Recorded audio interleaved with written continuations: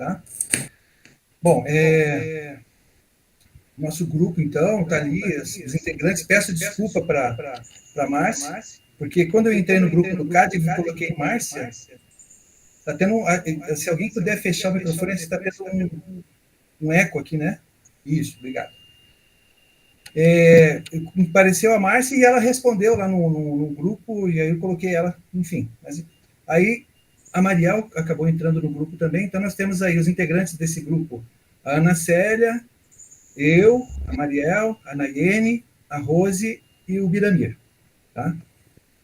Então, como é que a gente procedeu? Nós fizemos uma seleção dos cadernos, primeiramente, pensando numa lógica de pegar cadernos que são numa linha do tempo, aqueles que são mais antigos, fazer uma coletânea assim, mais ou menos de algumas da década de 90, pegar ali o princípio da década dos anos 2000, né, no intermediário e mais agora para o final.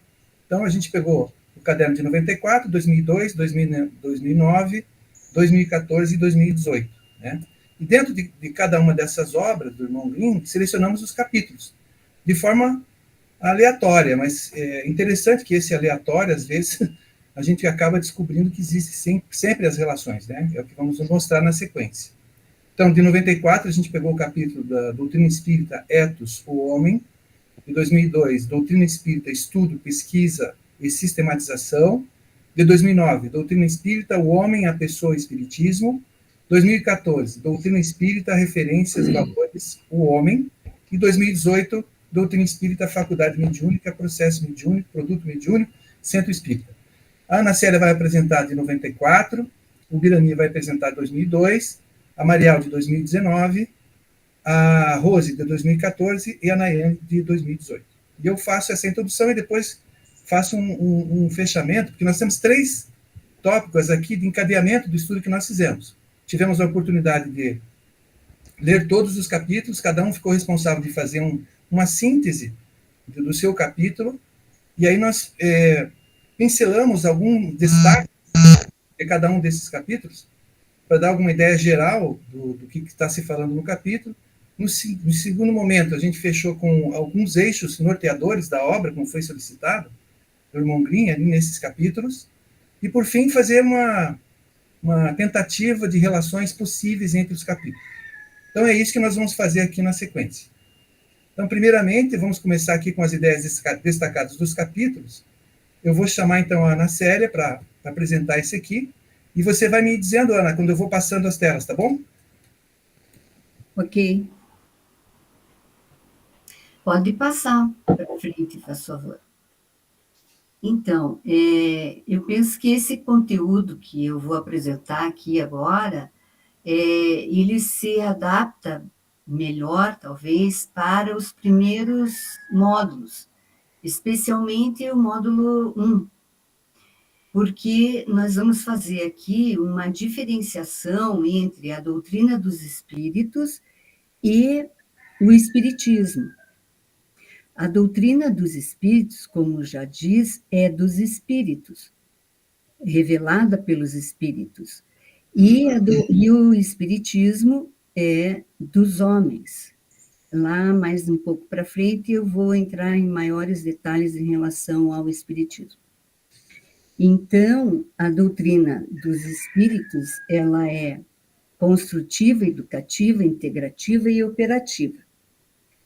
Construtiva porque traz conhecimentos que auxiliam na construção de novos conceitos, interpretações, ampliação da consciência, sabedoria, autoconhecimento, para compreender e transformar no cotidiano atitudes de competição para a cooperação, o desenvolvimento econômico para o humano. Educativa, nas comunicações, os espíritos se adequam ao conhecimento alcançado pela comunidade local, regional e da humanidade. Portanto, é sustentada pela cultura, ou seja, faz alcance social, político, econômico e cultural. Ela é dinâmica no tempo e no espaço, é plástica e adaptativa. é integrativa, porque articula os conhecimentos da ciência, filosofia e religião, os quais dão sustentação à doutrina espírita, e trabalha a importância da convivência na diversidade como meio de desenvolvimento e evolução. E é ainda operativa. Por quê? Porque espera que os espíritas coloquem em prática a doutrina social espírita, os ensinamentos cristãos, os instrumentos e as instruções recebidos dos espíritos. E a doutrina social espírita realiza um trabalho permanente a partir de uma visão circular do chamado ethos social. Circular porque envolve a todos os seres humanos. Pode passar, por favor. E o espiritismo, a gente chama assim, né, que é do homem, por ser uma manifestação material a partir do entendimento possível da doutrina espírita, realizada por uma determinada cultura em dado momento. Então, é um entendimento que nós, seres humanos, fazemos de acordo com o nosso possível da doutrina espírita. E o espiritismo, como exercício prático, produz mensagens de causa e de efeito. As mensagens de causa essencializa, conceitua, desenvolve os fundamentos do estudo doutrinário, a evolução do homem, do universo, as relações entre o Criador e a criatura. E a mensagem de efeito utiliza a linguagem figurativa para explicar os conceitos essenciais doutrinários, como, por exemplo, os romances espíritas. Mas a doutrina espírita considera que nós devemos educar através de sugestões, e não devemos educar através de sugestões, aliás, e sim pela consciência. Era isso da minha parte. Obrigada.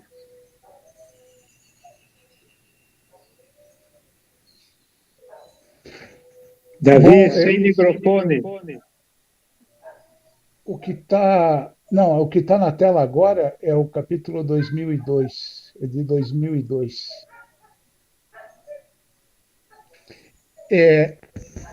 Desculpe, é que eu estou com a tela, não conseguia ver.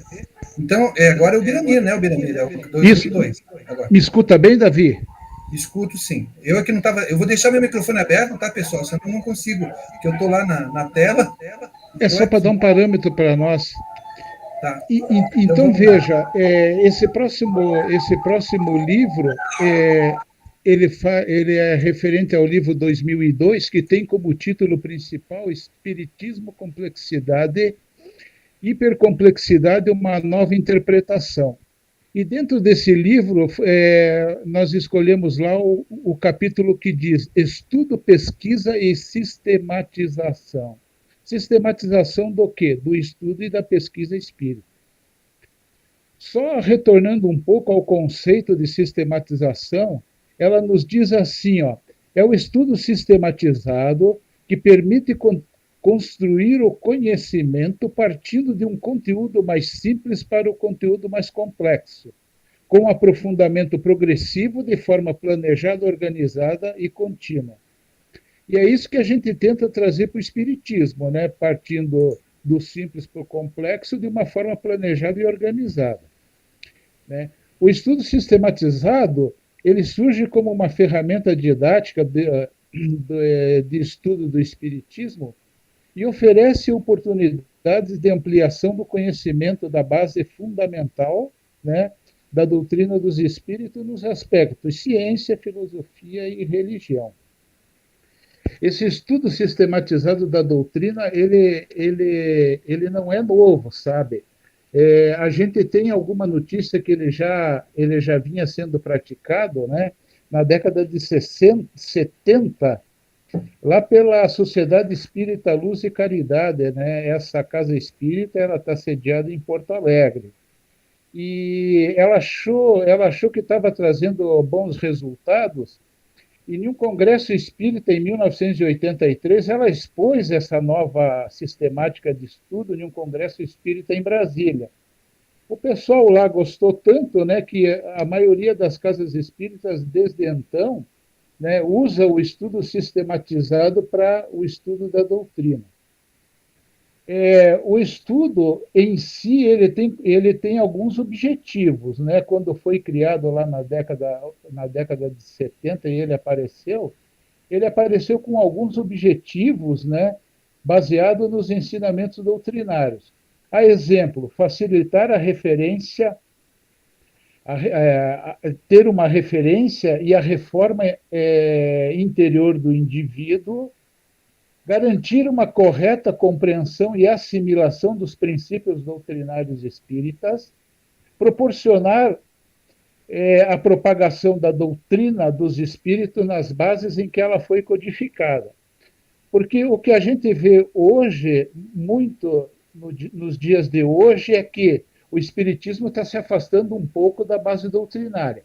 Evidentemente, já faz 160 e poucos anos que foi codificada, mas mesmo assim nós temos que manter as características da base e recontextualizando tudo, dar um novo significado a tudo que Kardec nos trouxe. Desenvolver a fé raciocinada e a crítica entre ciência, filosofia e religião.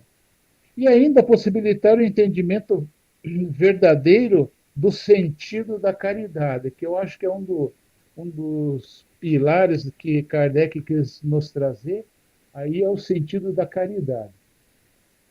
Davi, nós podemos ir para o segundo, faz favor.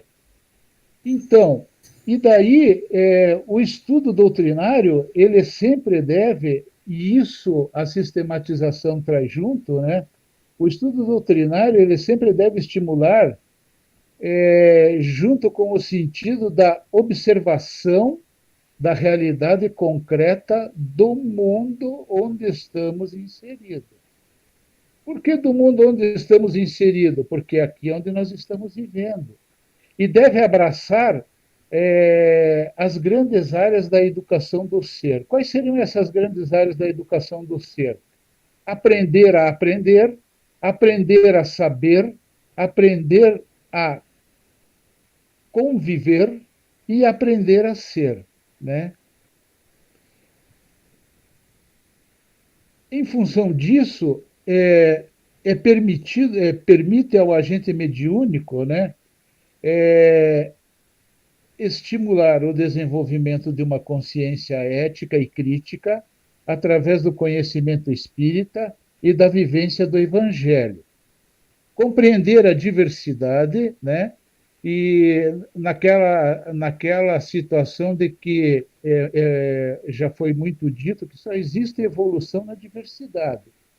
Nós, enquanto pessoas, somos todos iguais e nós, enquanto indivíduos, somos todos diferentes, porque neste momento temos anseios diferentes e objetivos diferentes a serem atingidos. Muito embora, né, o conhecimento espírita ele sempre deve convergir para um ponto, né? Não pode existir vários pontos de convergência para a doutrina dos espíritos, tem que existir somente um. E expressar e dialogar, né, e formar ideias. Esse é um dos principais objetivos também do estudo sistematizado, né? Ainda desenvolve a compreensão dos outros e a percepção das interdependências, né? Muito bem. Davi, o terceiro, por favor. 1 minuto. 1 minuto. Bom, o estudo e a pesquisa na casa espírita, né? Então, como já dizia Kardec, a ciência espírita é uma ciência de observação. Então, isso nos dá um grande rumo para o estudo da ciência espírita. Então, como ciência prática, ela consiste nas relações que estabelecem entre nós e os espíritos, né, bem como o destino, a natureza dos espíritos. Como Kardec já propôs, né, deve ser baseada na observação e, para tanto, o agente mediúnico deve ter condições de conhecer os métodos quiçá científicos de observação, entre eles o indutivo e o dedutivo. deve ser sistematizado. Por quê? Porque vai do mais simples ao mais complexo, né? E tudo isso em uma linguagem que permita o seu melhor entendimento. E ainda todo esse conhecimento produzido pelo agente mediúnico e pela casa espírita, ele deve, ele, ele deve ser proporcionado e tem que significar o autodesenvolvimento do indivíduo, o autoconhecimento e a autodisciplina. Por que tudo isso? Para permitir uma consciência crítica na busca permanente da inteligência. Assim eu termino, professor e Davi. Muito bem. Então vamos lá com a Mariel agora, né? Nesse capítulo, a doutrina espírita, o homem, a pessoa e o espiritismo.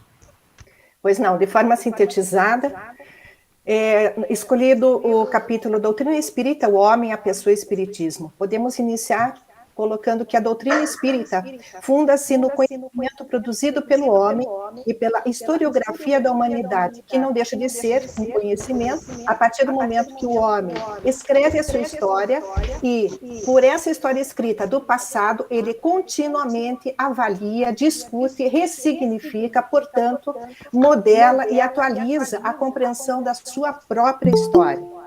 Continuando também, a verdade espírita é moldável e aberta à evolução do conhecimento e à constante busca da verdade. Aí justifica a primeira etapa sobre o conhecimento produzido pelo homem e a sua historiografia. Com relação a isso, compondo esse conhecimento, encontramos um universo da macrocultura, que a mesma pode ser composta por ciência, filosofia e religião, como já foi dito, os pilares da doutrina, e, segundo o irmão Grimm, esse é o alcance máximo possível do homem com relação à busca do conhecimento, né, nesse tripé.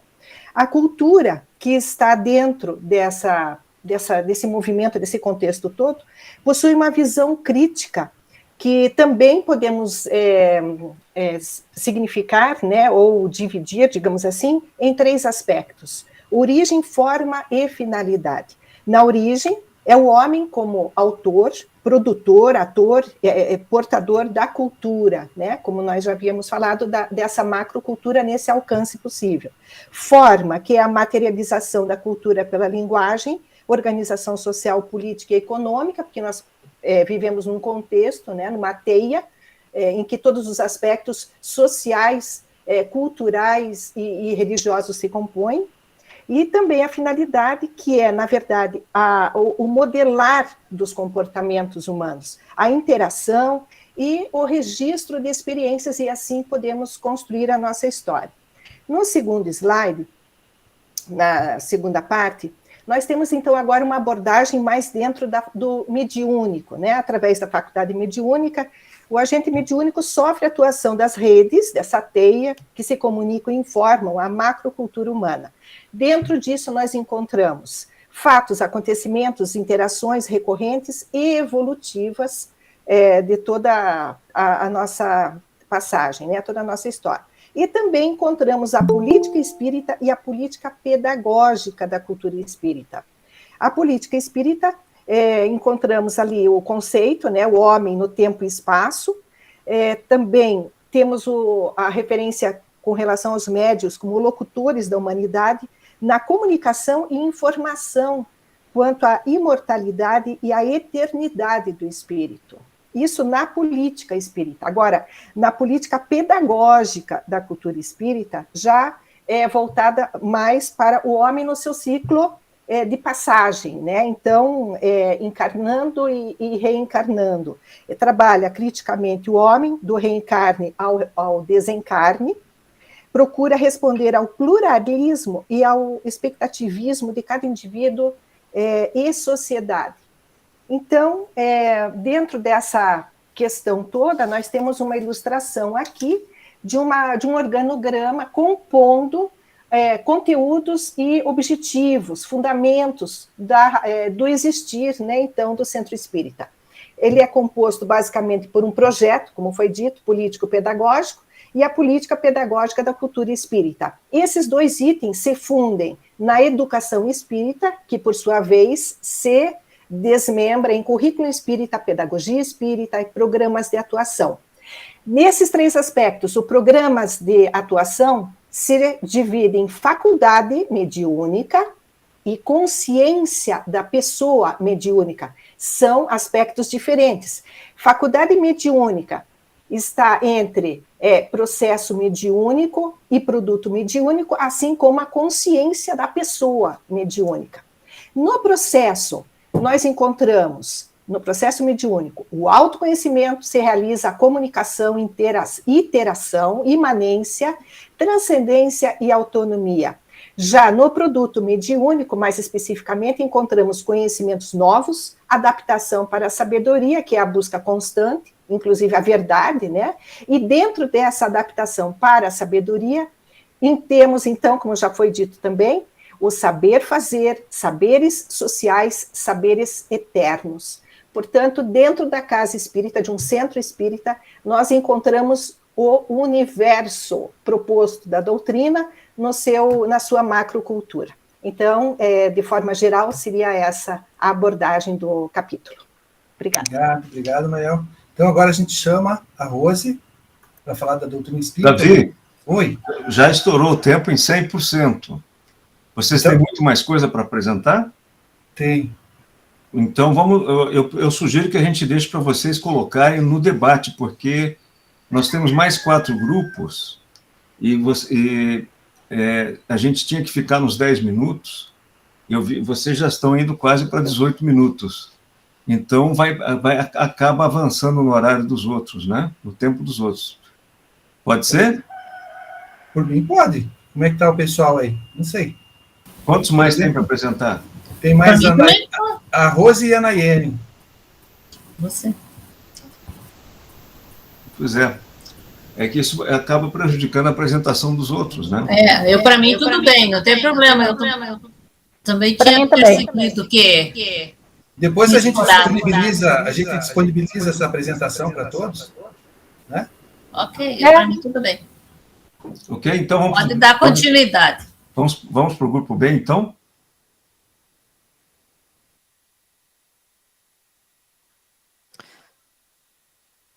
Acho que tem que tirar o slide ali, né? Você tira o compartilhamento, Davi? Pronto. Então, cadê a Ana? Tá ali. Fica tanto quadradinho, a Ana não tá até achando. Bom, nosso grupo ficou só eu e a Ana, né? Porque a gente já explicou ali no começo. Então, a apresentação, a nossa vai ser breve.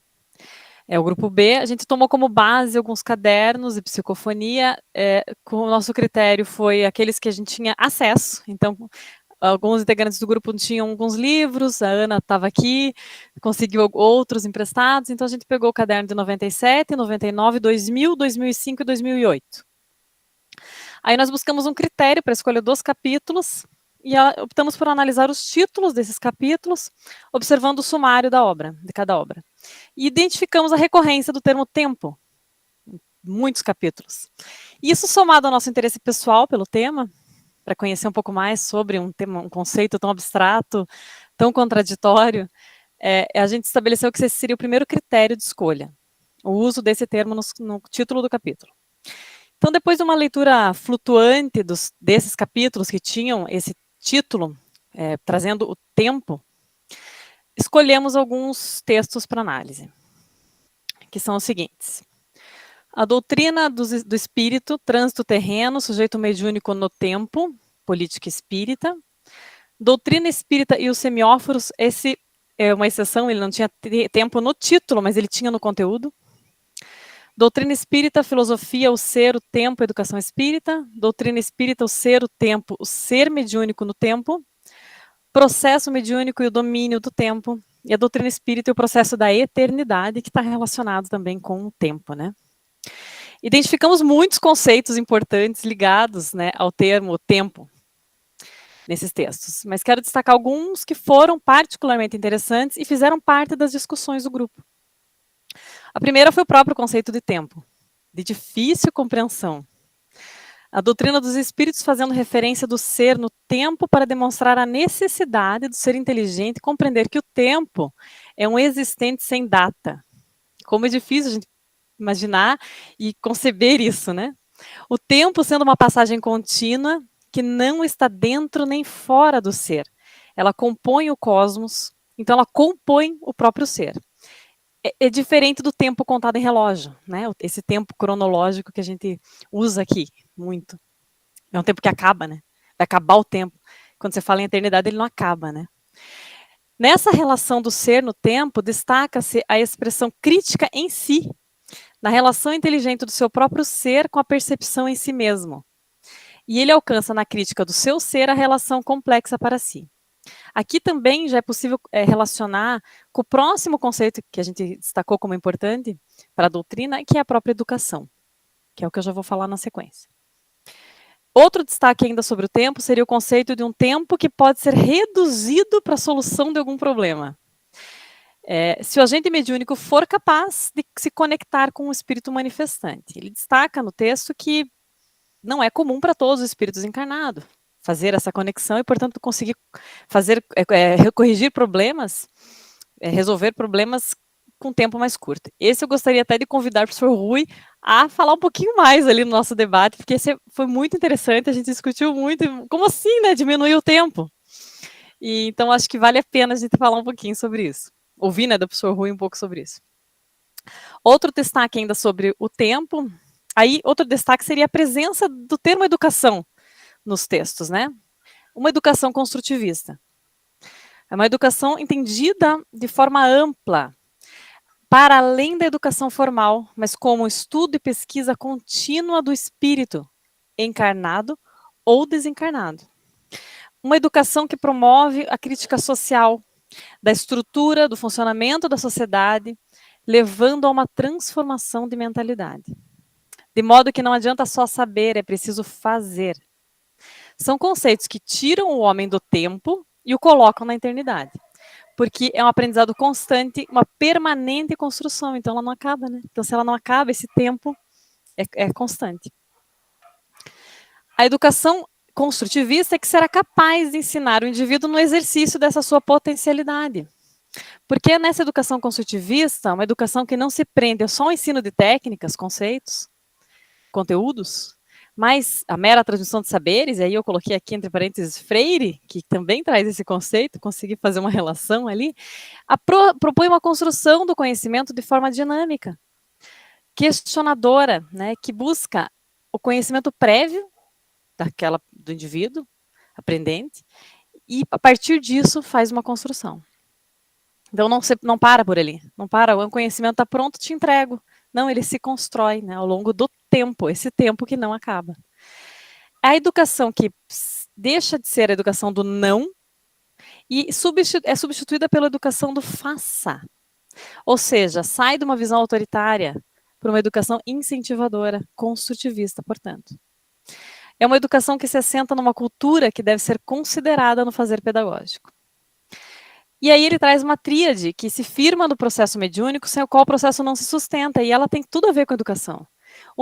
Ser considerado o sujeito que fala, e a direção no qual ele fala, a coisa da qual se fala, então qual é o conteúdo, o que dá expressão cultural, e o sujeito ou os sujeitos que ouvem.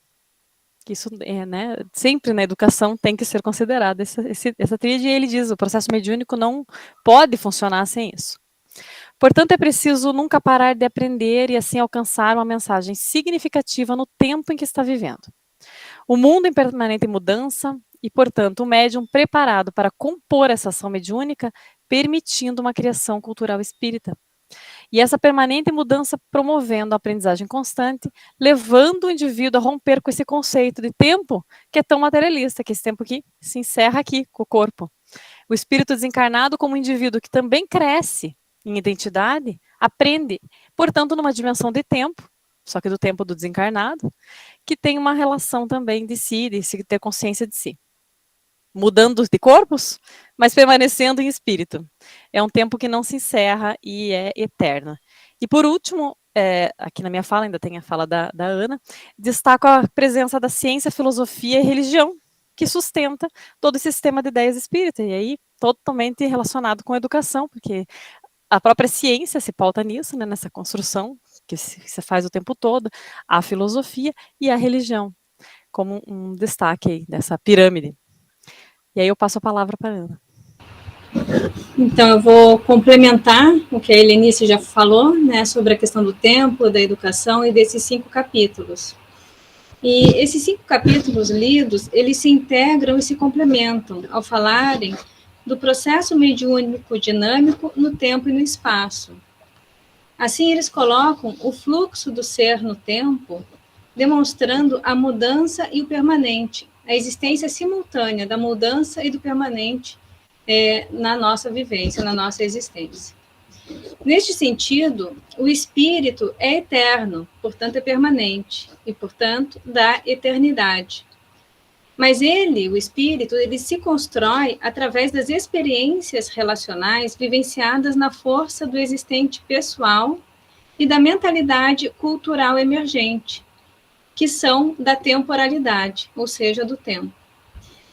Além disso, eles trazem, esses 5 capítulos, a importância da história do ser, pela memória e os registros de cada um, bem como da educação do ser para a compreensão do seu todo, com a consciência do trânsito na totalidade.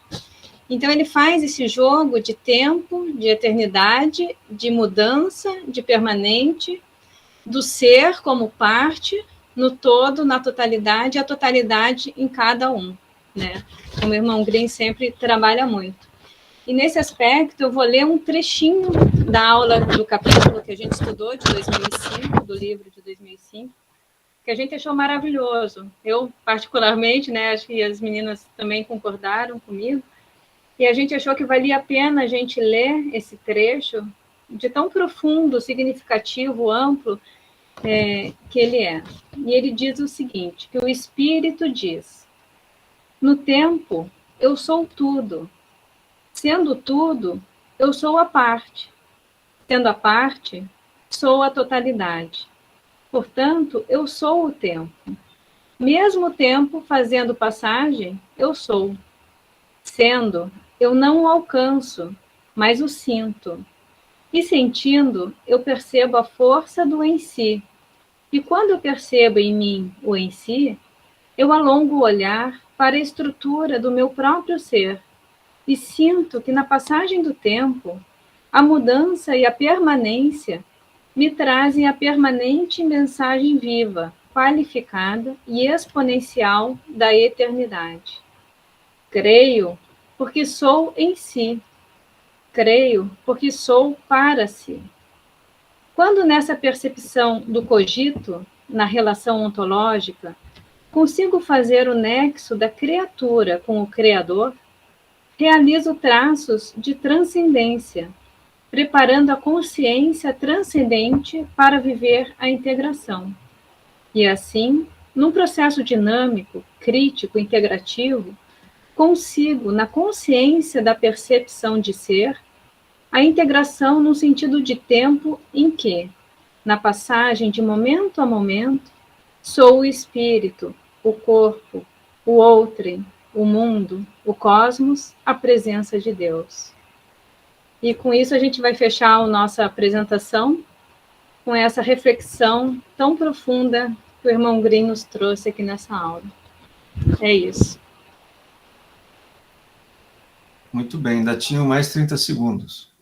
Opa, ficamos dentro dos 10 minutos, então. O grupo C, então? Ok.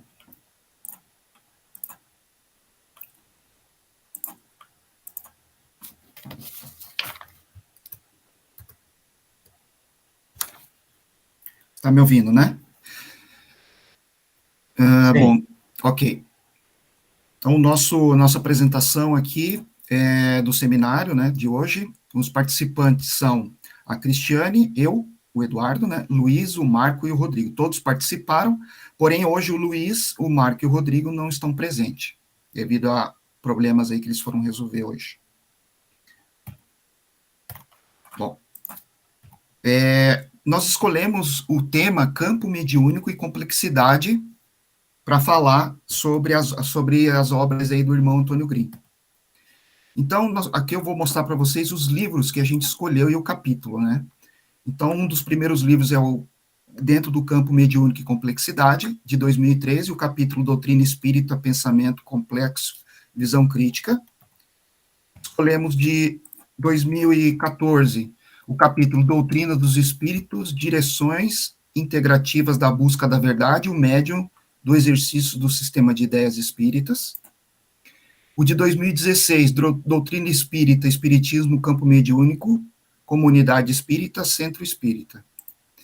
E o de 2017, Doutrina Espírita, Campo Mediúnico, Espíritos, Manifestantes, Cultura Espírita Mundial, Centro Espírita. Nós também utilizamos como material de apoio alguns vídeos aqui que nós pegamos no site do YouTube da SBE, tanto do professor Mauri, do professor Rui, do Éder, e desse livro, Processo Dinâmico Transruptivo, do professor Mauri também. E aqui eu gostaria de apresentar um videozinho para vocês. Deixa eu só mudar aqui a configuração rapidinho.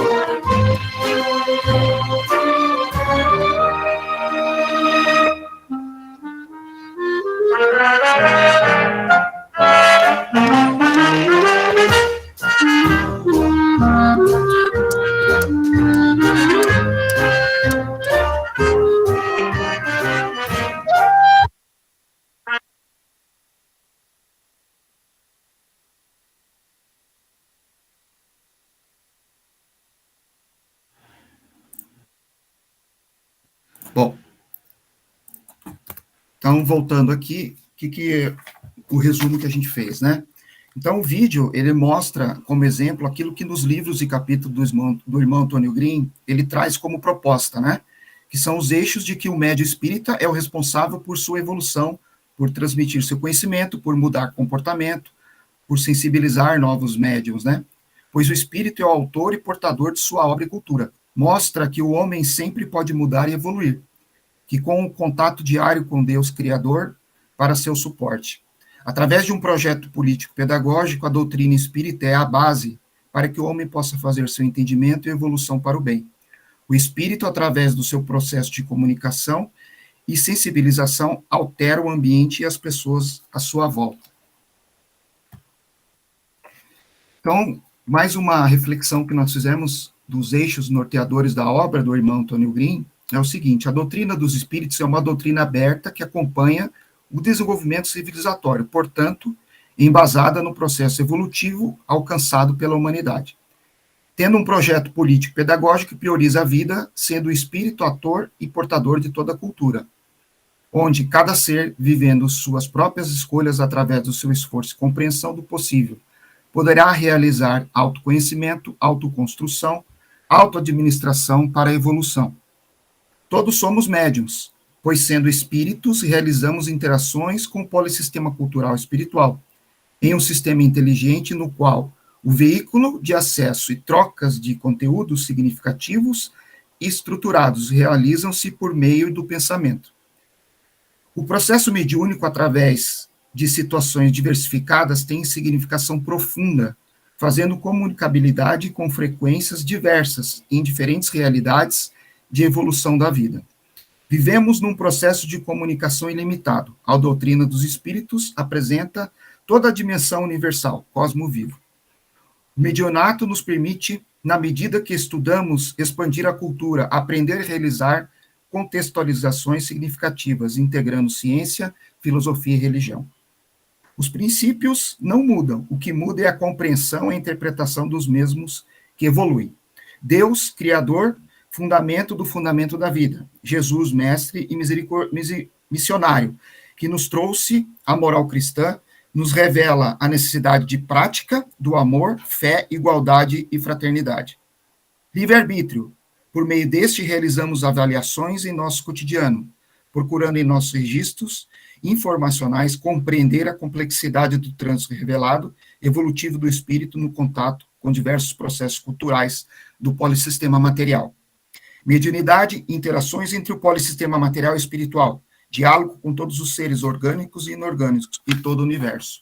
Reencarnação, processo pelo qual o espírito estruturado, um corpo físico, retorna periodicamente ao polissistema material, dando continuidade ao seu processo evolutivo.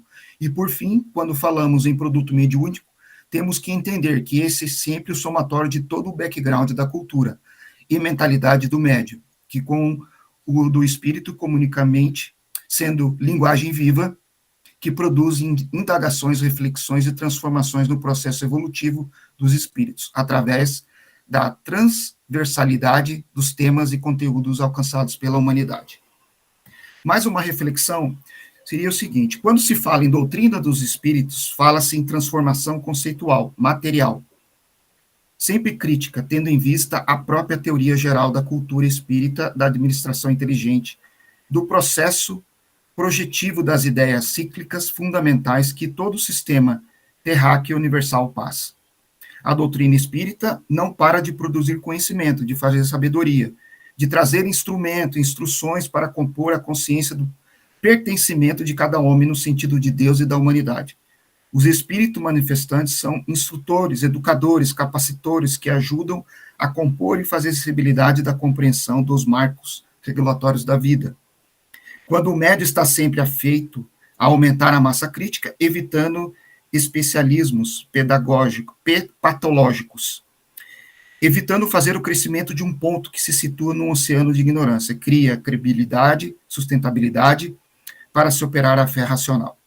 O sistema de ideias espíritas é crítico, aberto, seu processo instrumental, instrucional, quando alcançado pelo homem, é libertador. Está assentado em todo o fundamento da vida, onde o entendimento da própria vida é feito pelo conhecimento da vida possível. Um dos nossos irmãos aqui fez uma reflexão que eu achei muito bonito, que a semente que não é plantada não se renova, não se pode ser ressuscitada. A semente plantada necessita se decompor para renascer. A decomposição é o processo de transformação, é o ferreiro moldando a transformação e o novo ser. As sementes são expressão da complexidade do universo, do código básico do universo. Em sua simplicidade, é a expressão do ciclo adaptativo e evolutivo. Contém o todo, a árvore, os frutos e as sementes em uma floresta, o todo nos limites daquele espaço-tempo. E aqui a gente colocou alguns eixos norteantes também, mais resumido, que é o seguinte: o espiritismo como uma cultura mundial em movimento, com pensamento livre, buscando a verdade. A doutrina espírita, sistema de ideias aberta com pensamento crítico, tendo como base ciência, filosofia e religião. O Centro Espírita, Casa do Saber, Universidade do Povo, promoção do homem pelo conhecimento. O médium, a mediunidade, é inerente a todos os seres humanos em níveis diferentes devido ao conhecimento alcançado. O agente mediúnico, construtor de um mundo melhor pelo amor e conhecimento. O produto mediúnico, resultado da comunicação, interação e inteligibilidade alcançada no processo mediúnico. Complexidade, as partes estão integradas e interagem entre si, com todo e o todo com as partes. E o campo mediúnico, registro do conhecimento, veículo de informação e comunicação. Então é isso, eu agradeço a todos, colocamos aqui uma mensagem do irmão Antônio Green. Os senhores devem saber que a doutrina social espírita é enfática ao afirmar que não deve existir enriquecimento em nenhum setor da atividade humana, nem que venha seguido da necessária construtividade social, e que nenhum interesse individual, de grupo ou de classe deva se sobrepor ao interesse coletivo. A grande preocupação é que qualquer benefício seja extensivo a todos. É isso. Obrigado. Grupo D.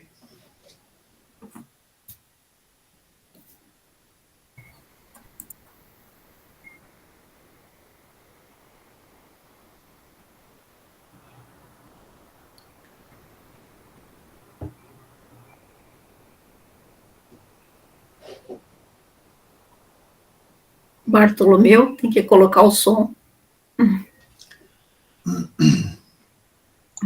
Desculpe. Bom, boa tarde a todos, a todas. A equipe D iniciou a procura dos textos, né, selecionados através de uma obra inaugural, que é de 2000, e finalizando com a 2019. E nesse tempo de transcurso, selecionamos os anos de 2000, 2005 e 2010, como um tempo proporcional a esse tempo transcorrido. As apresentações, elas vão se dar na ordem especificada aqui no slide. Eu, a Maria Cristina, o Arion, a Ivonete e a Rosana. Os eixos norteadores, após a pesquisa, foram relacionadas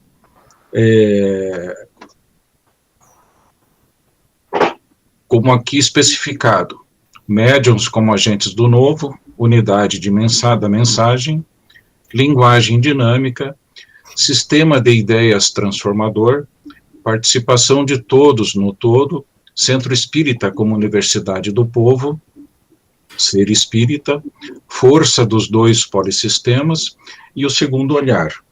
Então, baseado nisso, nós fizemos uns textos que são reflexões como uma síntese provocativa para o debate que ocorrerá.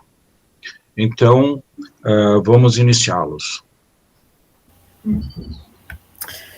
Nos primeiros cadernos, basicamente dos anos de 94, 2000 e 2005, a leitura e os conceitos repassados são mais simples, mais compreensíveis. Já a partir dos cadernos de 2010 e 2019, como não poderia deixar de ser, a compreensão das mensagens se torna mais árduas, os conceitos e explanações crescem em dificuldade de entendimento.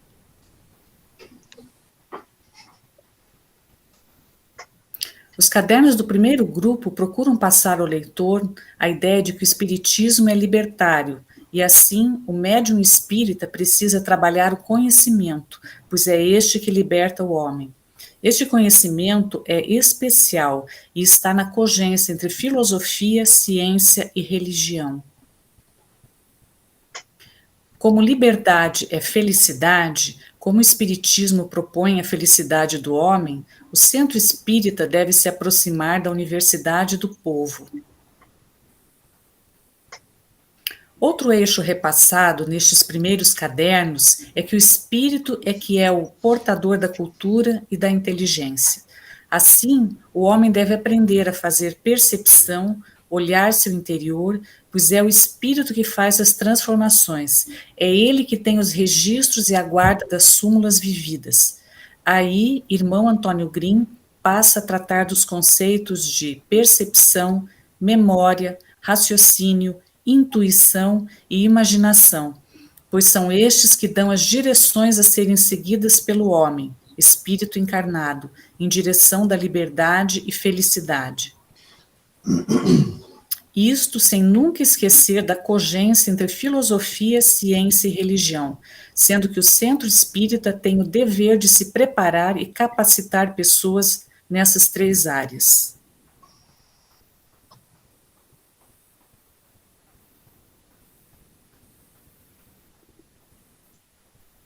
Arion?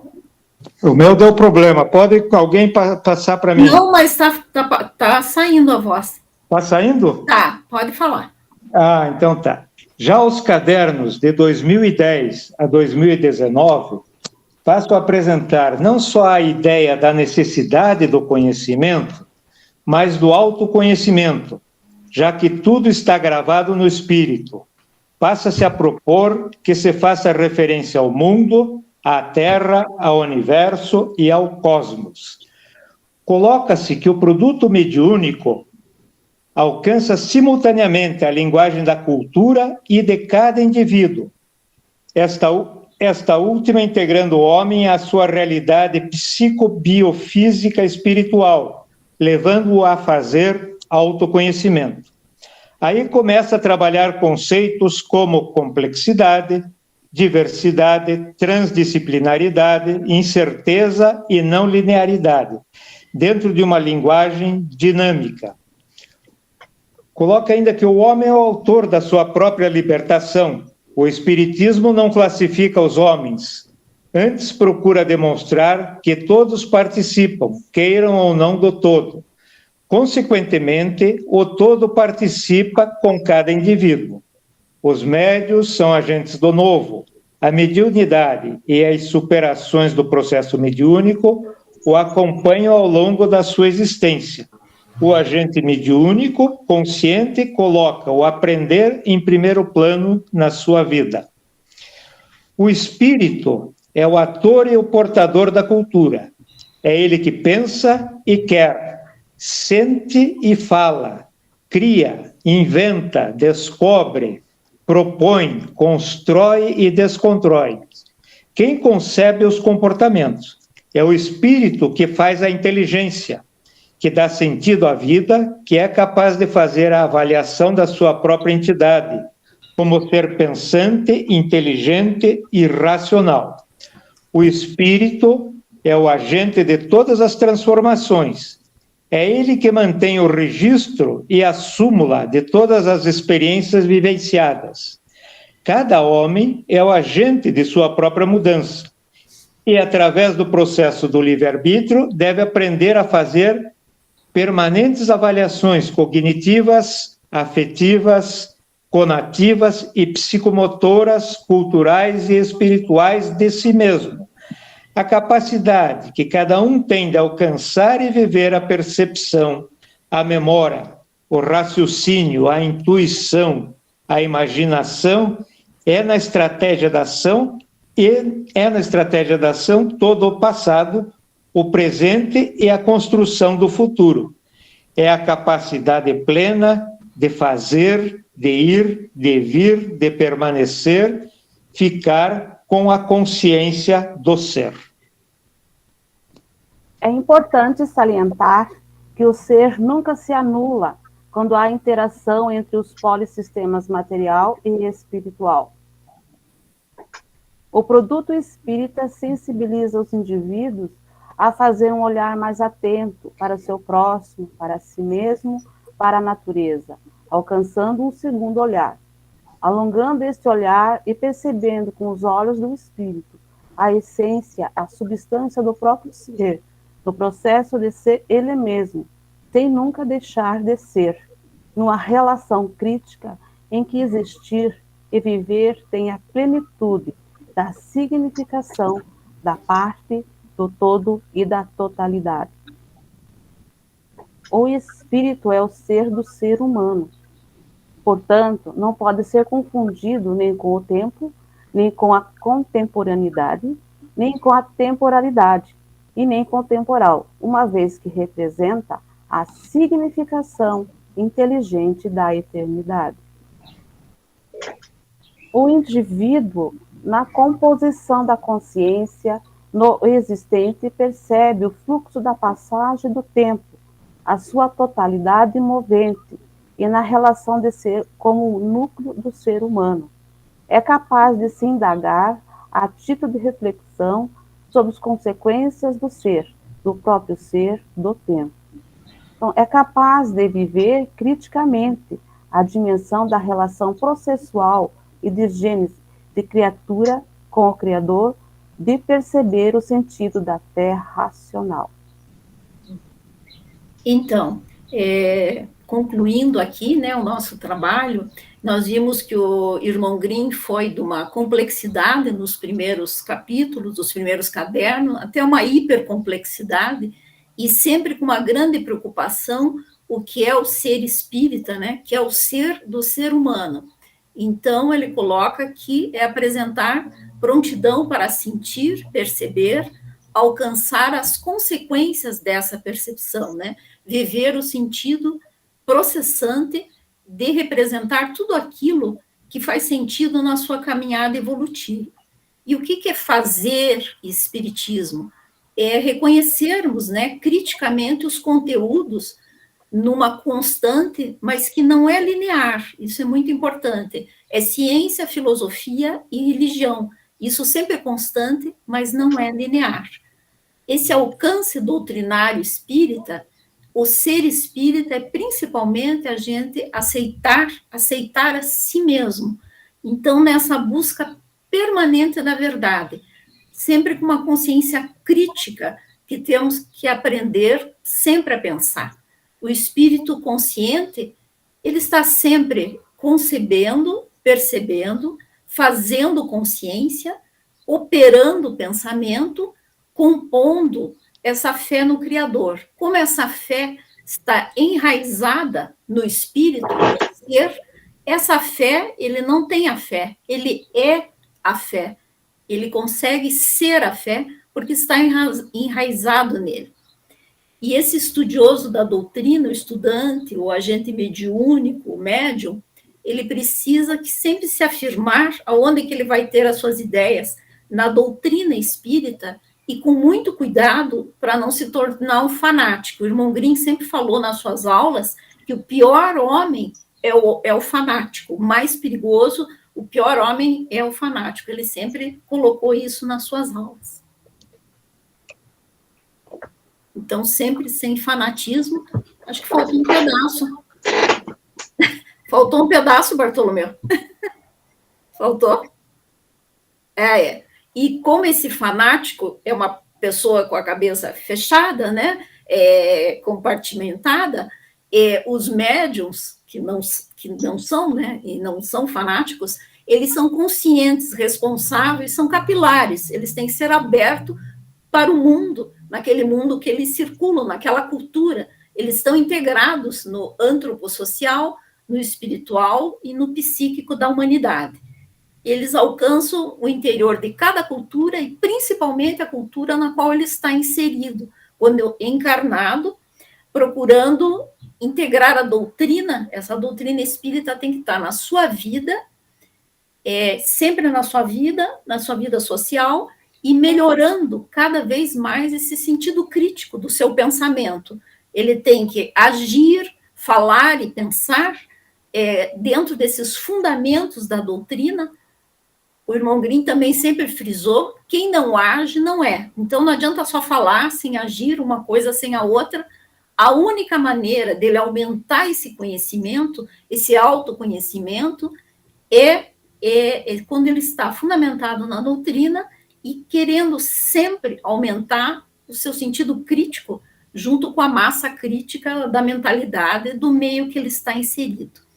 Então, esse é o nosso trabalho. Eu agradeço a todos, principalmente a equipe que participamos juntos, e a todos vocês. Obrigada. Obrigado, Rosane, a toda a equipe. Agora vamos para o último grupo, E.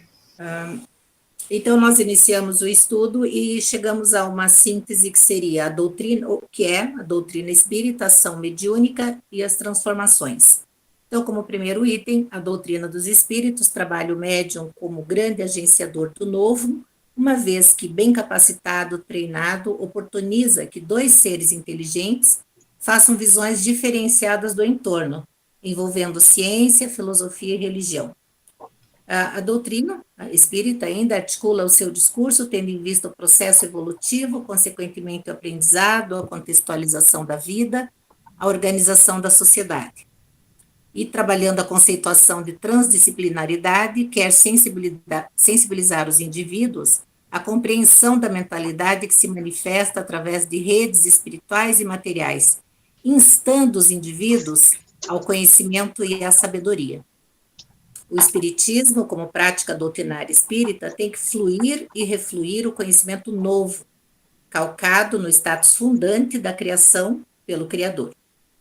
Consequentemente, o conjunto doutrinário espírita substancia e consubstancia a prática espírita, compondo o fazer mediúnico que faz registro da continuidade da vida na Terra. A ação mediúnica é sempre inteligente e consensual. Representando a cultura material e espiritual, alcança a construção de linguagens que são facilitadoras das linhas acontecimentais e fáticas da Terra. O Centro Espírita, a Universidade do Povo, tem o dever de promover discursos articulados numa consequência de homem, evolução, igualdade, ação, transformação e vida. Portanto, todos os eventos do Centro Espírita estão voltados para a promoção humana na sua integral antropogenia. Tem de pensar no endoespiritismo, ou seja, em primeiro lugar, fazer com que cada membro da comunidade não se distancie dos objetivos doutrinários, os agencie plenamente e que saiba combiná-los com dignidade. O Centro Espírita, a Universidade do Povo, deve ensinar os neófitos do espiritismo, aos chegantes, a visão em conjunto que se tem da dimensão do temporal. O indivíduo, ao adentrar o Centro Espírita, deve alcançar a seara do conhecimento, fazer expressão da sua fé, que ali não pode ser morta, fossilizada. Tem que significar a súmula do conhecimento, da sabedoria, o realizar a si. Portanto, permitir a ele vir a ser plenamente ele, o seu ser, a sua vida, o seu ideário, a sua visão crítica, ser a continuidade. Como núcleo de excelência do conhecimento, deve ser escola de autoconhecimento. Assim sendo, o agente mediúnico tem que fazer o esforço para o processo da iluminação, não se distanciando nunca daquilo que é, enquanto encarnado, a natureza. Muito obrigada.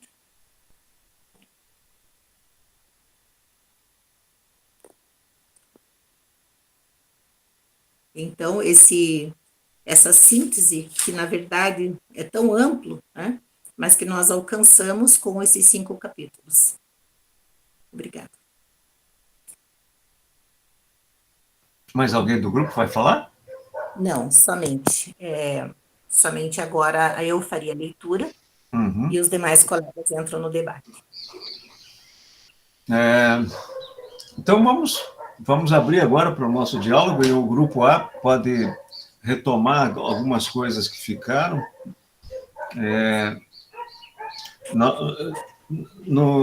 Quando nós fizemos as orientações iniciais, a ideia era que vocês pudessem encontrar, nos 5 capítulos escolhidos aleatoriamente, a critério de cada um eixo condutor que pudesse funcionar, por assim dizer, como um amálgama de todos os conteúdos que nós encontramos no caderno de psicofonia, né?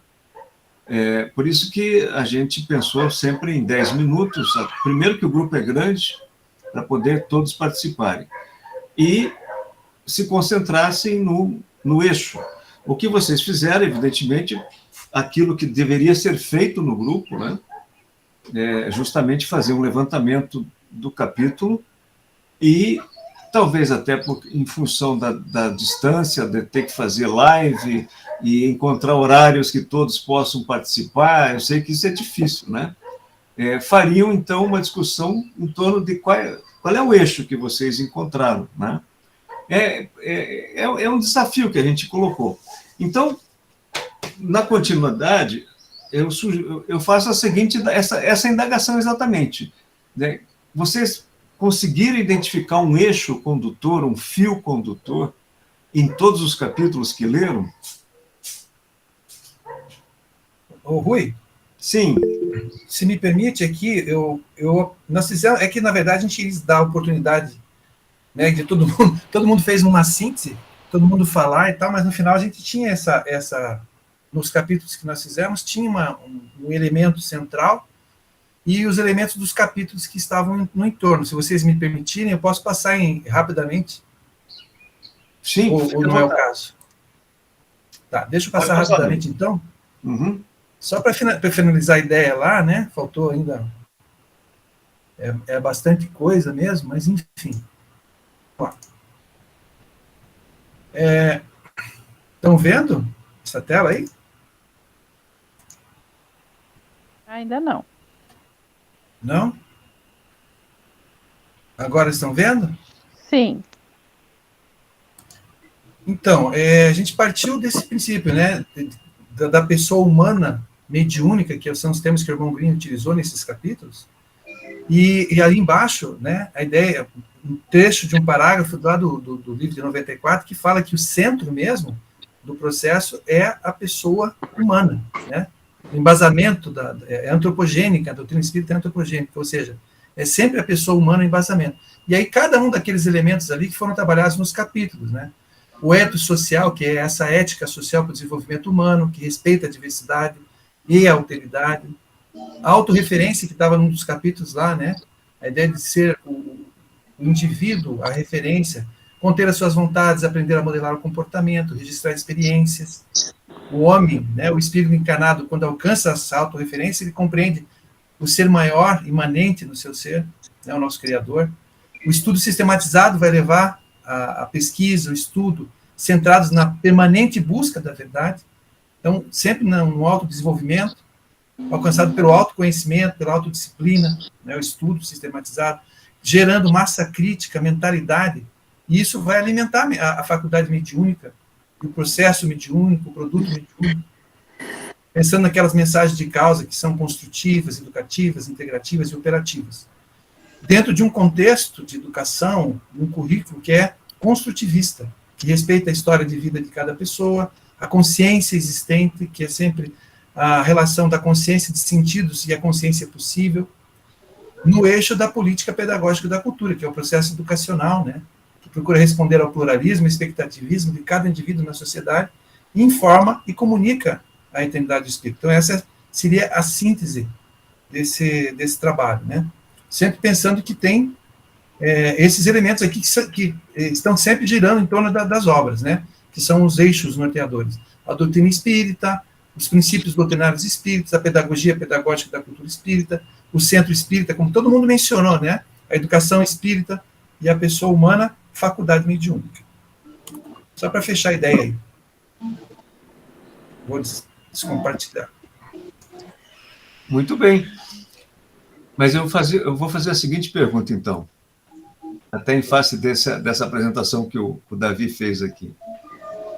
O que é que vocês encontraram em todos os capítulos e que é recorrente? Ou seja, o que é que está em todos os capítulos? É possível identificar isso? Posso colocar? Sim. É o homem. É o homem e a busca da verdade, por meio do conhecimento. É a minha percepção. Sim. Eu acho que é o conhecimento. Em todos os capítulos que eu li, a palavra conhecimento aparece em todos. E depois, mais para os mais modernos, para os mais recentes, daí aparece o autoconhecimento também junto, né? Certo. Mas fazer o conhecimento através da cogência entre ciência, filosofia e religião. Ok. Mazani, Fale, Rosane. Que o Espiritismo, ou a Casa Espírita, tem como dever, né, fazer com que o homem se integre, que ele crie essas redes, ou através dessas redes ele se desenvolva, e que ela é aberta.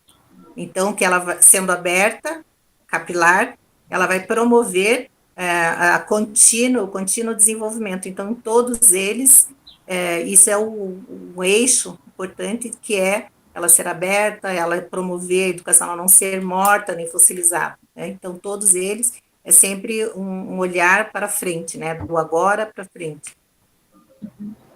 A Maria Cristina pediu a palavra também. O que me chamou a atenção nos capítulos que eu li, que sempre ele traz muito a questão da visão crítica e racional. É uma racionalidade, uma criticidade na leitura do mundo. Sim. Mais alguém? Rui, é interessante que, assim, dos 5 capítulos que a gente leu, praticamente todos eles começam com a doutrina espírita, através e fala do processo mediúnico. Então, assim, geralmente ele já introduz falando, né, a doutrina espírita, o processo mediúnico, nesses 5 capítulos, né, não sei nos outros, que os outros grupos trabalharam, mas você vê que ele começa num geral e vai aprofundando, né, é um sistema, talvez, né, uma linha de desdobramento do conceito. Ele vem e traz um geral, o que ela trabalha, o processo mediúnico, e depois ele vai aprofundando em alguns temas mais específicos, e que até se repetem com outras palavras nos outros capítulos. Então, parece que ele trabalha, às vezes, os mesmos conceitos de uma forma diferente, numa visão diferente, para que aquilo se fixe e se firme para a gente de alguma forma, como até o irmão Leocádio, naquele livro outro que a gente, né, estudou também, fez um seminário e viu que tinha, às vezes, temas recorrentes, com outras formas de abordagem, mas ele sempre começa, acho que de um mais geral, assim, traz um conceito mais genérico e depois ele vai, ao longo do capítulo, aprofundando. Poderia fazer, talvez, essa análise também, assim, mais sistemática dos capítulos, né, sem ser no mérito, né, dos temas, falando mais processualmente ali, numa linguagem meio jurídica aqui, que é da minha área. Eu não sei se todos participavam do NEP, aqui, os presentes aqui. Eu sei que a Helenice começou há pouco tempo, mas quem participa do NEP, né, e vai continuar participando agora numa nova modalidade, Núcleo de Ensino e Pesquisa, que são as aulas do irmão Grimm, vai lembrar que, invariavelmente, começava a aula do irmão Grimm, o professor Mauri fazia a prece, em seguida ele descrevia quadros fluídicos, quadros premonitórios fluídicos, né? E, na sequência, o irmão Grimm entrava, né, se manifestava e dava boa noite e, em seguida, dizia o seguinte: nós estamos trazendo para os senhores uma visão crítica do processo mediúnico. Invariavelmente. Eu participo do hoje NEP, mas antigamente não chamava NEP, desde 72. E ele sempre abriu o trabalho com essa afirmação: nós estamos trazendo aos senhores uma visão crítica do processo mediúnico.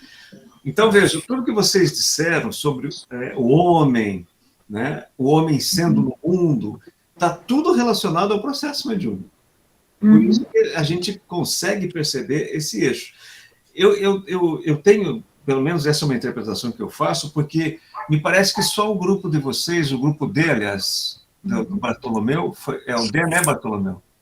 Vocês leram o caderno 2019, né? O caderno 2019, para mim, é a grande síntese de todo o trabalho que o irmão Grimm trouxe desde 1958. Né? Sim. Alô? Oi. Quem falou? A Ivonete? Não, a Rosana. Foi a Rosana. Desculpa, eu falei que eu estou lendo. Então, é um livro que eu estava relendo agora, até para participar com vocês, e estava falando para a Inês, cada vez que eu leio eu me surpreendo, porque eu consigo ver coisas que eu não tinha visto antes. E é de um nível de aprofundamento, de uma verticalização, né? Até parece que ele... Parece não, com certeza eles sabiam que o professor Mauri não estaria mais aqui no pós-pandemia, né? Então é como se ele fizesse não é um fecho no sentido de terminalidade, de finalização, mas é como se fosse um patamar alcançado, trazido por ele, e que se transforma hoje numa plataforma para nós fazermos o que nós estamos fazendo aqui nesse seminário e no próprio curso do CAD, né? É uma plataforma. Então, acho que ler e reler a obra do irmão Green é fundamental. Por isso que nós estamos pensando na reformulação do CAD para o ano que vem, para nos concentrarmos exatamente nessa interpretação vertical e, evidentemente, o desdobramento horizontal da obra do irmão Green, porque a contribuição dele é exatamente isso, uma recontextualização do pensamento espírita, né? Ele não, digamos assim, deixa de lado a obra de Kardec, de hipótese nenhuma, mas traz a a codificação de Kardec para o contemporâneo. E nesse livro de 2019, ele realmente vai a fundo. É para ser lido e relido. Quem não está habituado com a linguagem de irmão Green, talvez tenha um pouco de dificuldade. Como a Helenice até falou que ia pedir para eu comentar alguma coisa, não lembro mais o que era, Helenice. Sobre o tempo. Ah, sim. Ele traz ali um conceito de que o tempo, é possível reduzir o tempo quando você se conecta. Então, eu queria que você... É o chamado flexi-tempo, né? Eu peço desculpa pela participação aqui da criançada aqui em casa. Quando um começa a uivar, a vizinhança toda, aí eles param de repente, assim, eu não sei porquê. Mas, veja, se nós... Quem já leu alguma coisa de filosofia vai perceber que a escola fenomenológica da filosofia está na base do pensamento filosófico do irmão Green, a fenomenologia. Quando ele fala o ser em si, o ser de si, o ser para si, isso é da fenomenologia. E a questão do tempo também vem da temporalidade temporal, vem da fenomenologia. Então, esse eixo do processo mediúnico, da faculdade mediúnica, do produto mediúnico, que agora, mais intensamente, do campo mediúnico, que é realmente o que coroa todo esse processo, ele trabalha a visão fenomenológica. É o ser sendo, né? Na fenomenologia de Heidegger, é o Dasein, em alemão, né? É o ser sendo aqui e agora, em todas as épocas. Então, você reencarnou, você entra no tempo, porque o tempo é da matéria, né? Você reencarnou, você entra no tempo. Quando você entra no tempo, você está sujeito à temporalidade, que é a passagem do tempo, né? E toda vez que você se objetiva, através de um produto qualquer, seja um poema, um registro, qualquer coisa, plantou uma árvore, enfim, qualquer coisa que você fizer, você coloca no temporal. Aquilo que você objetivou sai do temporal, da temporalidade, e entra no temporal. Ele fica no tempo, né? O restante continua. É como se você plantasse uma árvore, a partir do momento que ela germina, ela entra no temporal, na temporalidade, no fluxo do tempo. Toda vez que você retirar um fruto dessa árvore, esse fruto ficou no temporal. A árvore continua na temporalidade e aquele fruto fica no temporal. Quando você escreve um livro, você tira da temporalidade e coloca no temporal. Por isso que quando você for reler esse livro, você tem que recontextualizar. E se você for reeditar o livro, você é o autor, você vai ter que fazer atualizações. Ou no prefácio, ou no pós-fácio, ou fazer até algumas correções, né? Esse é o fluxo do tempo. Bom, vou dar o seguinte exemplo. Imagine 80 anos atrás, ali no Santa Cândida, que era tudo chácaras, né? Era uma área rural, onde principalmente poloneses se localizaram ali e eram produtores de verduras, legumes, essas coisas. Eles, com os carroções, eles levavam os seus produtos lá no Largo da Ordem para vender. Então, vejam, eles tinham que acordar às 4 da manhã, ir para a lavoura, colher os produtos, colocar nas carroças, encilhar os bois, ou seja lá o que for que puxava as carroças, e sair para chegar num horário, digamos, 8 horas da manhã, que começaria a feira ali no Largo da Ordem. Passaria ali o dia e voltaria no final da tarde e ocuparia o dia inteiro só com esta atividade. Certo? Hoje, quantas coisas nós podemos fazer no mesmo tempo? Quantas coisas nós podemos fazer no mesmo tempo? E veja, associando a TI com as telecomunicações, grande parte nós fazemos sem sair do lugar. Como dizem na gíria, jogamos parados, né? Pouca coisa hoje nós temos que sair para fazer. Então, veja, eles tinham, para vender os seus produtos, eles levavam o dia inteiro, né? Toda a cadeia que eles tinham que montar para vender aquele produto, que é a atividade final, o objetivo final, ele levava um dia inteiro. Hoje você consegue fazer isso, vender os seus produtos e fazer um monte de coisa ao mesmo tempo. Então, parece que o tempo é elástico. É o chamado flexi-tempo. Uma outra percepção nossa é o sentimento, né, a percepção da passagem do tempo. Quando nós tínhamos 10 anos e lembrarmos de algum episódio quando tínhamos 5 anos, a sensação que nós tínhamos que tinha sido muito tempo atrás. Porque 5 anos, para quem tem 10 anos, é 50% do seu tempo existencial. Hoje, se você tiver com 50 anos, os 5 anos atrás nada mais são do que 10% do seu tempo, não é mais 50%. Então, quando você pensa, hoje nós estamos em 2021, você pensa em 2016, parece que foi ontem. Parece que foi ontem. É a percepção do tempo, né? E o flexi-tempo é justamente essa capacidade que nós temos de encurtar o tempo das nossas atividades. Não é que o tempo se contrai, nós encurtamos a ação dentro do tempo. Tudo nós miniaturizamos, né? Inclusive a utilização do tempo.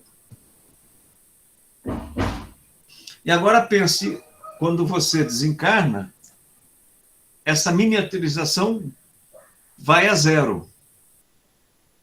O tempo para, modo de dizer, né? Por isso que lá no último encontro nosso, em novembro, nós vamos falar sobre tempo, eternidade e mortalidade. Foi uma solicitação de vocês mesmos, lá atrás, quando nós fizemos uma participação lá com o Mário e o Oswaldo sobre filosofia, espiritismo, ciência, filosofia e religião, né? E alguém levantou, né, essa questão e disse, então vamos fazer um encontro só sobre o tempo. E como você disse lá no início, é muito difícil você conceituar. O irmão Grimm disse assim, tempo é uma totalidade movente. Entenderam?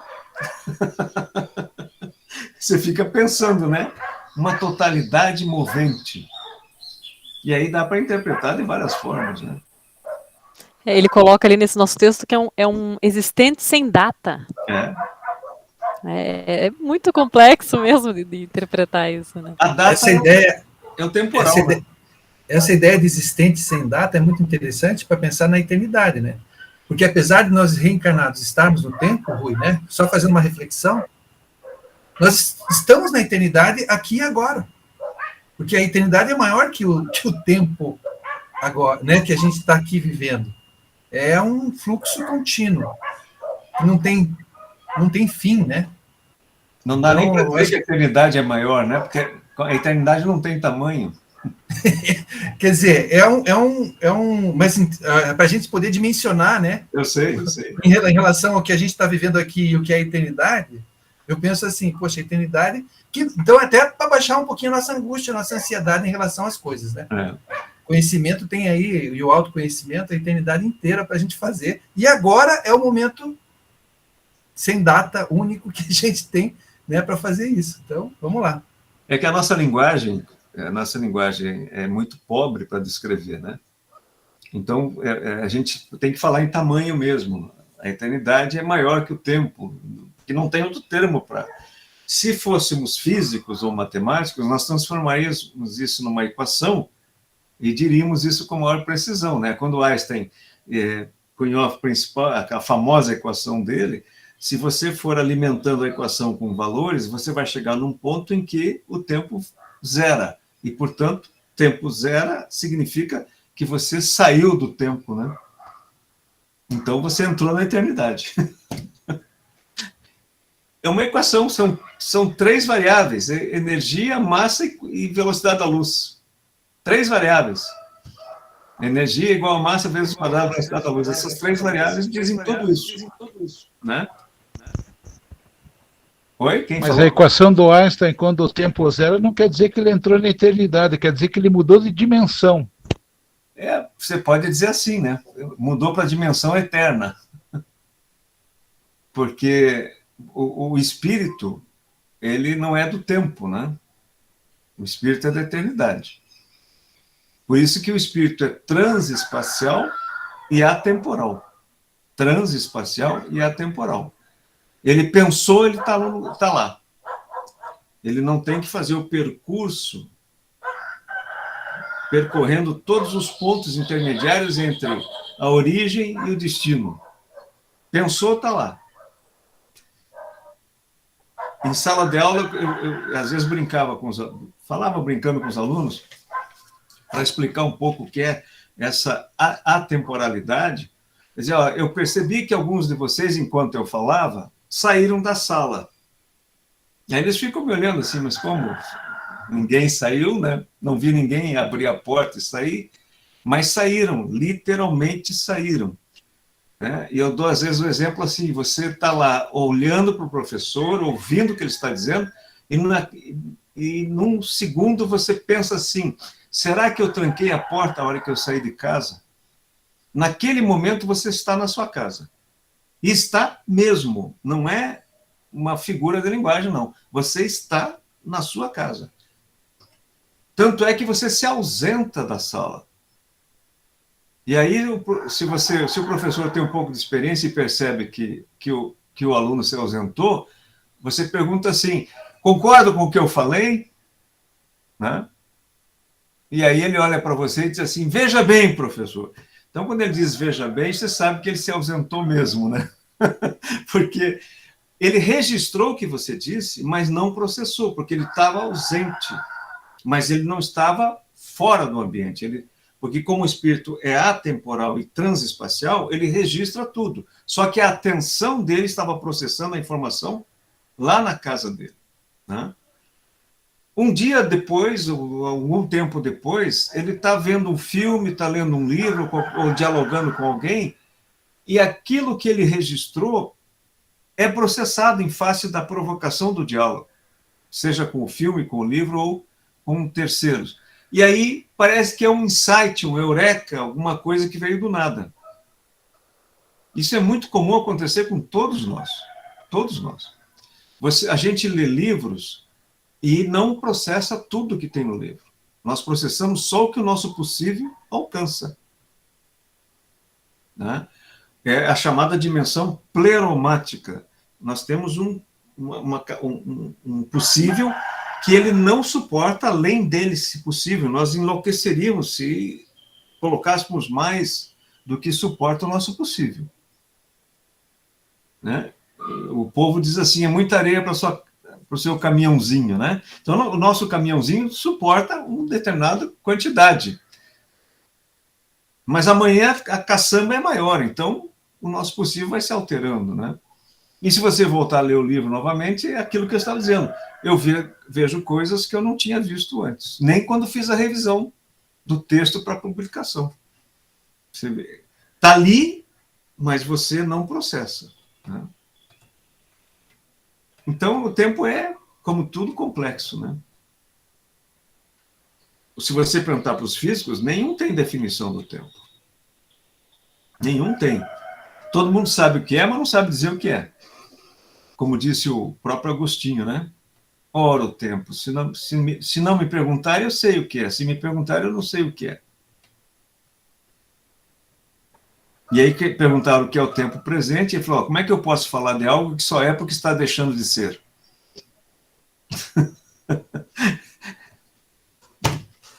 Não está certo o que ele diz? Está. O que mais, pessoal?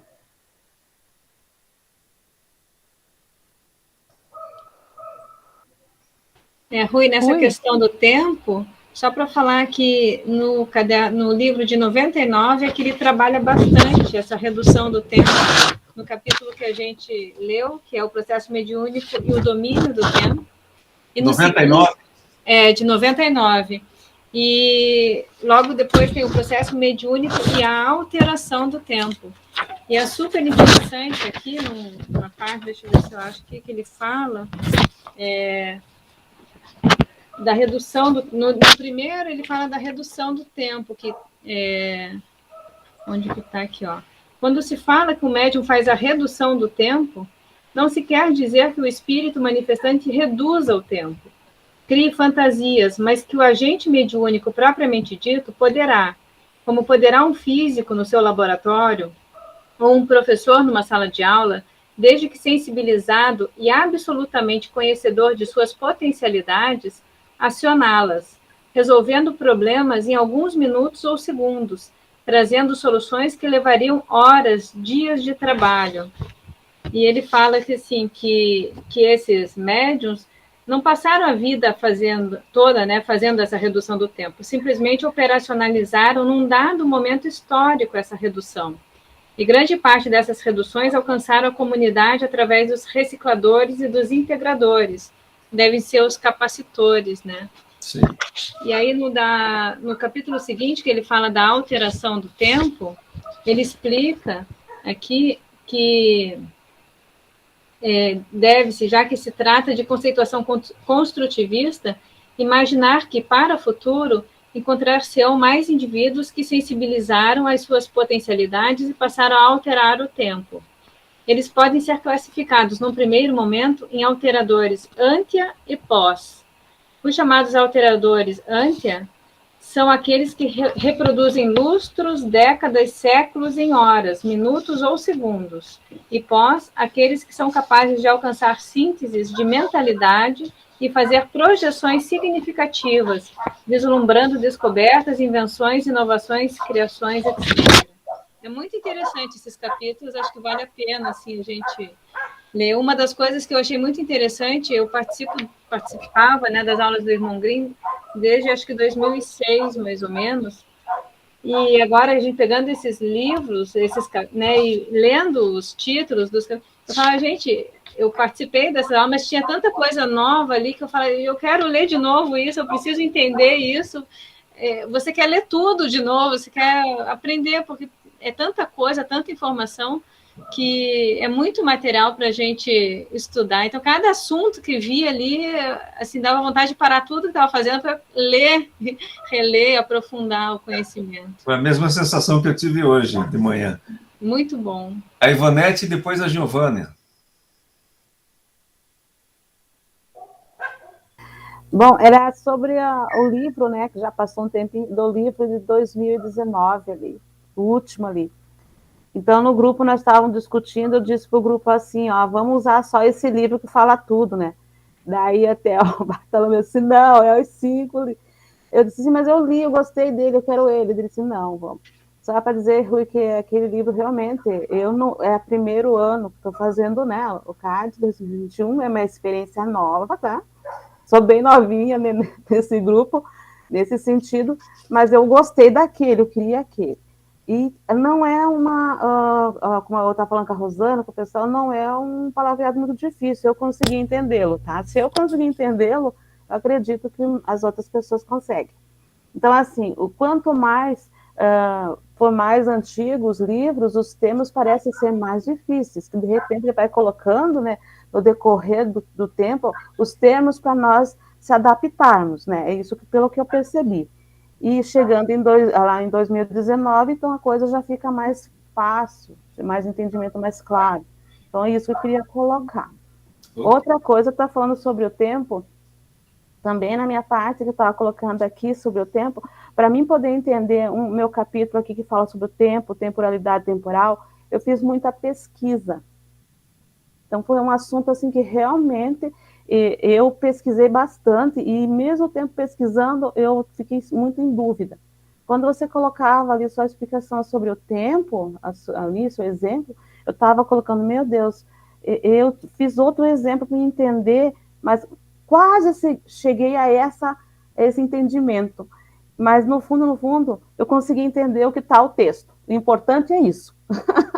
Então, o importante é isso, que nós temos que nos capacitar. O médio é pesquisador, tem que estar pesquisando, tem que estar estudando, isso que é mais interessante de tudo. Então, só para deixar isso bem claro na minha fala, que eu estou entrando e estou começando e estou gostando. Tá difícil, tá? Muito difícil de entender. Mas, assim, estou gostando, estou sentindo uma sensação gostosa de aprender, de querer saber.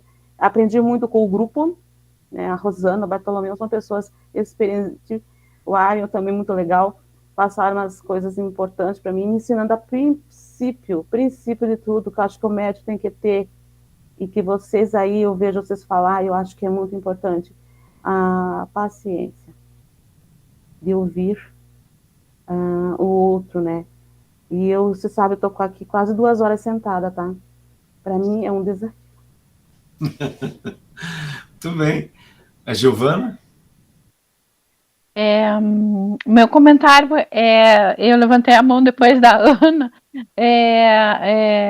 quando a Ana comentou sobre a relação dos capítulos, e nós achamos bastante interessante também, porque primeiro eu tinha feito com pego pelo índice dos livros que eu tinha em casa, escolhido um tema que me interessava, que era o medionato, e tentei fazer uma correlação e funcionou legal.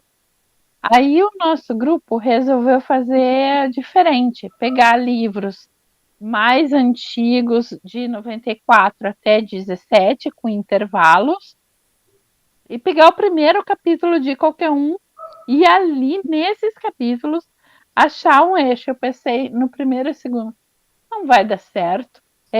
Como que primeiro vai se encaixar todas as vezes?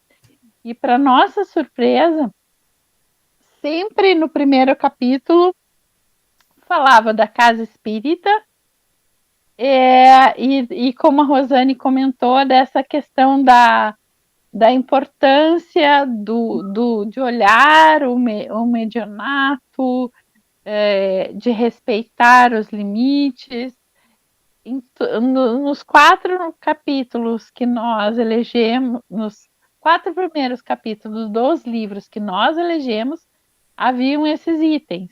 Aí eu fiquei pensando assim, mas será que acontece em outros? Comecei a abrir outros livros, os que eu tinha em casa aleatoriamente, e não tinha. Então, assim, deu uma... claro que a doutrina espírita, ela tem um currículo linear e um crescendo, mas eu posso dizer que nós tivemos muita sorte, ou talvez ajuda né, na escolha na nossa intuição, vamos dizer assim, para escolher os livros que escolhemos. Foi muito interessante essa experiência. A ideia era essa mesmo, assim, de despertar mesmo para uma leitura mais aprofundada, mais recorrente, porque eu não vou dizer que é leitura de cabeceira, né? Que não é um livro que você pega antes de dormir, né?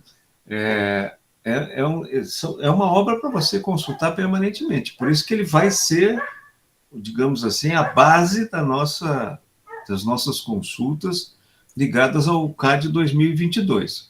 Né, que nós estamos separando. Por exemplo, um seminário como hoje, nós teríamos feito em 3 ou 4 vezes, né, 3 ou 4 encontros. Quando era presencial, nós fazíamos das 15 às 18h15, então nós tínhamos 3 horas para fazer as apresentações e as discussões. Então tinha bastante tempo, né? Aqui a gente se convencionou falar 1h30, já estamos falando 2, né, porque o tema exige, né, que a gente reflita um pouco mais, mas no próximo ano a gente vai corrigir um pouco isso, de aproveitar melhor esses debates. Né? Por que o CAD funcionava assim? Porque nós tínhamos o Irmão Grimm toda semana aqui, né, fazendo isso que nós temos que fazer agora. Agora somos nós que temos que fazer o que ele fez, né? Pegar as matrizes e destrinchá-las, né? Fazer a continuidade, digamos assim, do que ele trouxe. Né? Rui, diga. Me permite só uma reflexão aqui do que o pessoal leu, né, dos capítulos que separaram muito ricos, mas dá para a gente perceber uma metáfora, né, para explicar, por exemplo, uma coisa que eu percebi, não sei se vocês perceberam também, mas parece que é um holograma a obra do Irmão Grimm. No seguinte sentido, de que o holograma é diferente de uma fotografia, né? Uma fotografia, cada parte representa uma parte específica de um objeto fotografado. Eu peguei um conceito aqui. E em um holograma, ao contrário, cada parte contém a informação sobre a totalidade do objeto. Eu acho que o Irmão Grimm ele faz isso, né? E uma outra coisa que eu ouvi mencionarem aí é a ideia de que parece que você tem uma repetição dos conteúdos. E isso é de propósito e como uma técnica, uma estratégia do Irmão Grimm, que num dos capítulos que nós lemos lá do nosso grupo, tinha a ideia da iteração. Eu fui ver o conceito de iteração lá no nosso glossário. O que ele diz lá? Refere-se à repetição de procedimentos que permitem gradativamente alcançar objetivos e resultados desejados. Na mensagem mediúnica, refere-se à repetição de parte de seu conteúdo de forma a permitir um aumento gradativo do entendimento. Então, eu acredito que essa lógica, né, que ele usa é estratégica, e toda vez e mais uma coisa que você falou, toda vez que você voltar a ler, vai ser um outro entendimento, que está gradativamente se ampliando para nós. Né? Exatamente. E isso que você falou no início, bem no início agora da tua fala, é a essência da complexidade. Né? É a essência da complexidade. Se você imaginar, né, que ele tem um eixo e que esse eixo ele vai num processo espiral, fazendo inferência e referência, como se fosse uma repetição, mas é iterativa, não é interativa, não tem o N, né? Iterativa é uma repetição que não gera igualdade. Gera heterogeneidade. E essa espiral ela vai se ampliando em torno do eixo. Então, como a Ivonete disse, vamos ler só esse livro porque ele diz tudo, é porque a espiral aqui, ó, é a espiral mais ampla que ele alcançou até a última aula do NEP. Né? Mas ela contém tudo que foi falado anteriormente, só que amplificado. Gradativamente amplificado. Esse processo iterativo é o fundamento da geometria fractal, né? Você tem sempre uma autossimilaridade à origem. Então, algo que vai se reproduzindo, mantendo o padrão da origem, mas não é idêntico. Se você pegar uma couve-flor, você vê que ela tem, né, aquelas minúsculas florzinhas que compõem a couve-flor. Se você amplificar aquela minúscula florzinha, ela é quase idêntica à couve-flor inteira, né? Que é o princípio holográfico. Então, esse princípio holográfico é um dos fundamentos da complexidade. Por isso que é importantíssimo, né? Eu tenho conversado com o Davi sobre o novo curso que ele vai coordenar uma das equipes. O grande objetivo do CAD é nós fazermos essa compreensão desses fundamentos e desses princípios que o irmão Green trouxe. E depois a gente pode desdobrar em cursos, em oficinas, etc. Mas o objetivo principal do CAD é fazer esse aprofundamento. Nós temos que entender o pensamento que o irmão Green nos trouxe, para entendermos até por que uma oficina vai ser desta forma, vai ser daquela forma, por que a gente fala em educação construtivista, o que é o construtivismo, né? Tem que entender o construtivismo a partir do pensamento complexo. E tem uma corrente materialista também do construtivismo, mas a corrente que nós adotamos, digamos assim, a corrente de Piaget, não é materialista, porque ele parte do sujeito como uma singularidade irredutível. Então, esse é um princípio.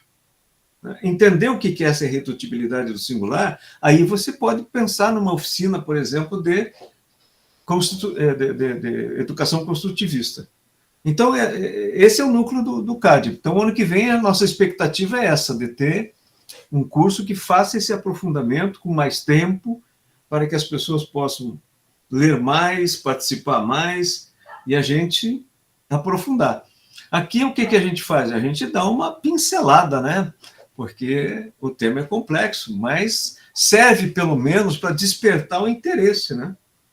E aí, cada um de per si, dentro das suas possibilidades e disponibilidade, vai atrás dos conteúdos, né? Não é isso? Chega por hoje? Está todo mundo meio quadrado, né? A Thaís pediu a palavra, Thaís? Primeiro eu quero agradecer participar de todo esse estudo, porque eu sou também novata, faz pouco, fiquei 5, 6 anos que participei da aula do irmão Green.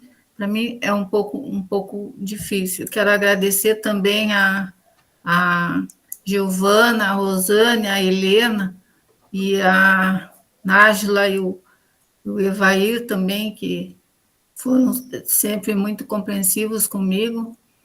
E também dizer, aproveitando o negócio do tempo, do texto do tempo, a Anicete Bruno tem um texto que ela falou, e acho que deve estar gravado no YouTube, eu tenho aí na SBR. Sobre o tempo, ela falou no último instante de uma novela que reprisou. Muito bonito o texto também, que ela falou. Achei super legal. Vamos recuperar isso aí. Deve estar lá nos arquivos da SBR, deve estar. Pode ser que tenha, assim, na SBR. Foi o último texto que apareceu na novela, acho que é aquela novela do tempo, que eles passaram, foi que ela tem lá, aquela dança de terceira idade lá, que ela falou sobre o tempo, muito bonito. Eu vou ver se eu acho, se eu achar, eu posto no grupo. Ótimo. Muito bonito. Ótimo. Bom, no mais, muito obrigado a todos e que tenham um feliz domingo. Obrigado a todos também. Peço desculpas aí pelo atropelo, né? Mas com certeza ano que vem a gente vai ter mais tempo para... E convido todos para participarem do CAD do ano que vem, que vai ter uma facilidade, por exemplo, que vocês poderão escolher qual é o módulo que vocês querem fazer.